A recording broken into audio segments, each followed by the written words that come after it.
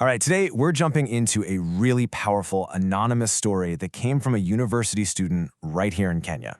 It's a super raw and honest look at the crazy pressures of campus life and more importantly, the kind of friendships that can literally, and I mean literally save you.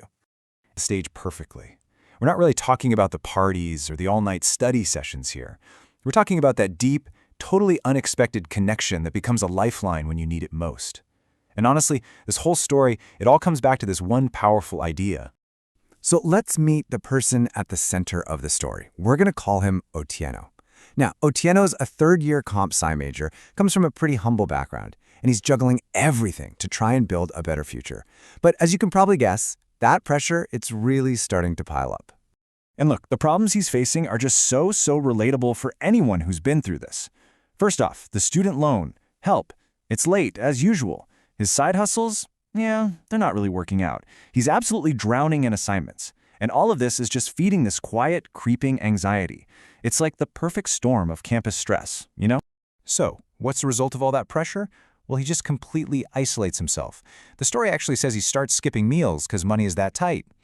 Just imagine him, sitting alone in his room, staring at a laptop with absolutely zero motivation, totally drained of the will to even try. It's a really lonely, really dark place to be. And as you can imagine, all of this, it's building up to a breaking point. This is where Otieno hits his absolute rock bottom, just feeling completely and utterly overwhelmed by everything we've just talked about. This quote right here, it's just so raw. It's the question he's literally asking himself in the dark. For those who don't speak Swahili, it translates to, how will I survive? Should I just go back home? And what's so powerful about this is, he's not just worried about failing a class. He's questioning his ability to survive. He's thinking about giving up on the entire dream. But here's the turning point. This is where the story shifts. His friends, they started to notice something was off. You know, he wasn't showing up to watch the football games anymore. He just wasn't around. They could tell his usual vibe was completely gone. And their first move? It wasn't some big, serious intervention or a heart-to-heart talk. Nope. It was way simpler. They just showed up one Friday night and basically dragged him out of his room to go to a campus event. Just a small act, right? But it was that first tiny crack of light in all the darkness. And it actually worked. The energy of the event, the music, the dancing, the laughter, all of it just started to crack open that shell of isolation he'd built around himself. It was a reminder that, hey, there's a whole world happening outside of his own head. Okay, but they didn't just stop there. Getting him out of his room was only the beginning. Now let's look at how they really truly mobilized to help him get back on his feet in a super practical, super meaningful way. Okay, this part of the story is just everything. This wasn't about feeling sorry for him. It was about pure action. Just look at this support plan. One friend literally brings him ugali and sukuma from home. Another one sorts him out with a data bundle so he can get back online. A third friend pulls an all-nighter with him, debugging his coding project until dawn. And then, and this is so crucial, they empower him by linking him to a freelance gig. This is We Got You Fam in its absolute purest form. And guess what? The results were real. They were tangible.